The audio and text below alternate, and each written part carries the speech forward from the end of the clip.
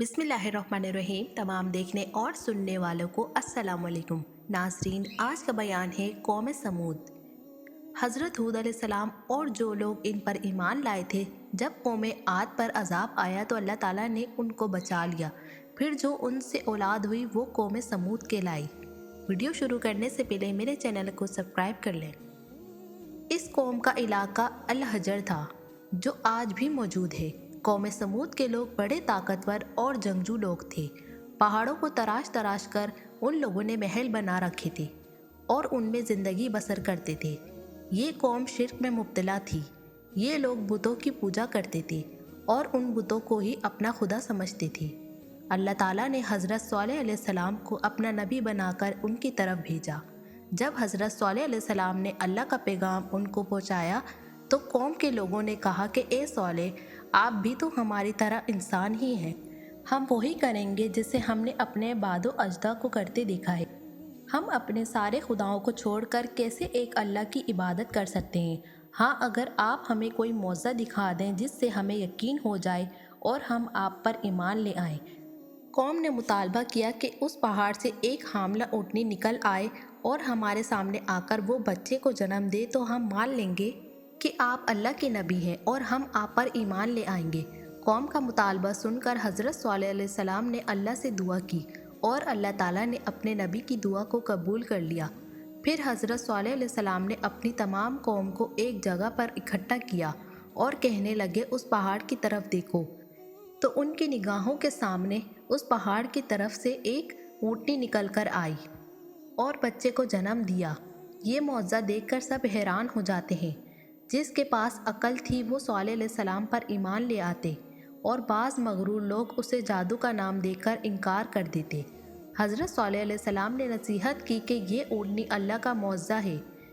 ये जहाँ से चाहे चरेगी और जिस कुएं से चाहे पानी पिएगी। खबरदार, अगर किसी ने उसको नुकसान पहुँचाया तो अल्लाह ताला का अजाब उसे घेरेगा। वो ऊँटनी जहाँ से चाहे घास खा सकती है और जहाँ से चाहे पानी पी सकती है। अल्लाह ताला ने उसके दूध में इतनी बरकत रखी थी कि तमाम लोग उस ऊँटनी का दूध पिया करते और लोग उस ऊँटनी को देख देख कर मुतासिर होते और सौलेह अलैहिस्सलाम पर ईमान ले आते। इस कौम के कुछ शरीर लोग जिनकी तादाद 9 के करीब है, उनका अल्लाह ताला ने कुरान मजीद में भी इरशाद फरमाया है। ऊँटनी को कत्ल करने का इरादा कर लेते हैं और कत्ल कर देते हैं। इस ऊँटनी का बच्चा जिसने अपनी माँ को कत्ल होते देखा था, वो पहाड़ों की तरफ भाग निकल आता है और वहाँ जाकर 3 मरतबा वो बिलबिलाता है, जिस पर सौलेह अलैहिस्सलाम कहने लगे, ए मेरी कौम, अब तुम्हारे पास सिर्फ 3 दिन का वक्त है। 3 दिन के बाद अल्लाह ताला का अजाब नाजिल होगा। लोगों ने सौलेह अलैहिस्सलाम का मजाक बनाया और आपको भी कत्ल करने का इरादा कर लिया।